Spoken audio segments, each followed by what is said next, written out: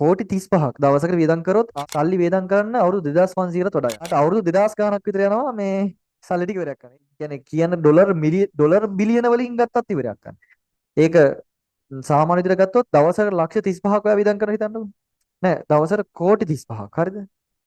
දවසකට කෝටි 35ක් වියදම් කරා කියලා හිතන්නකෝ ඔයා. කෝටි 35ක් දවසකට වියදම් කරොත් ආසන්න වශයෙන් ඔයාට සල්ලි වියදම් කරන්න අවුරුදු 2500කට වඩා යනවා. දවසකට කෝටි 35ක් වියදම් කරලා ඔයාට අවුරුදු 2000 ගාණක් විතර යනවා මේ සල්ලි ටික ඉවරයක් කරන්න. ඒත් ඉවර නෑ.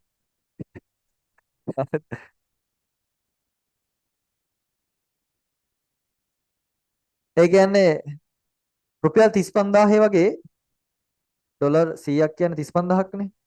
ඩොලර් 100 නෝට්ටු තිබ්බොත් ඩොලර් 100 නෝට්ටු කියන්නේ ඩොලර් 100 කියන රුපියල් 35000ක් හරිද? රුපියල් 35000ක් එක කොලයක් නම් මේ වගේ එක කොලයක් නම් ඒ කොල සල්ලි බණ්ඩල් ගහලා මේ කියන්නේ සල්ලි බණ්ඩල් විදිහට මේක උඩට හැදුවොත් ඒකේ උස කිලෝමීටර් 1200ක් වෙනවා. අන්න ඒක ට්‍රිලියනයක්. ඒ කියන්නේ 35000 කොල ඩොලරයක් 350ක් කියලා කියන 300 කියනකො රුපියල් 30000ක් ඩොලර් 100ක් කියන රුපියල් 30000ක් හරිද? රුපියල් 30000ක් නම් එක කොලයක් ඒ කොල පොළවේ මට්ටමේ ඉඳලා බණ්ඩල් ගහලා අහස උසට තිබ්බොත් ඒකේ උස කිලෝමීටර් 1200 ගන්න. ඒක එවරස්ට් වගේ බර ගණනක් උසයි. ඒක පෘථුවියේ ඉඳන් අර තියෙන අභ්‍යවකාශයේ මධ්‍යස්ථානටත් වඩා උසයි. කිලෝමීටර් 1200 ගණනක් උසට සල්ලි තියෙන. එක කොලයක් ගත්තා නම් 30000යි.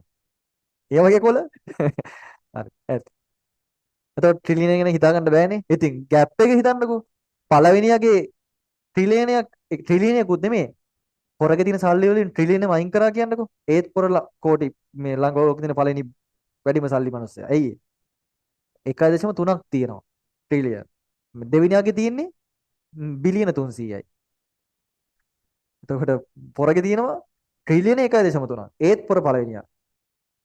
හරිද? දැන් ඒක කන්නත් දන්නේ උඩ සල්ලි කියලා හිතනව නේද? දැන් බෙදලා දෙන්න කියන්නේ හිතනව නේද? තෝපි වගේ උන්ට බෙදලා දෙන්න ඕන.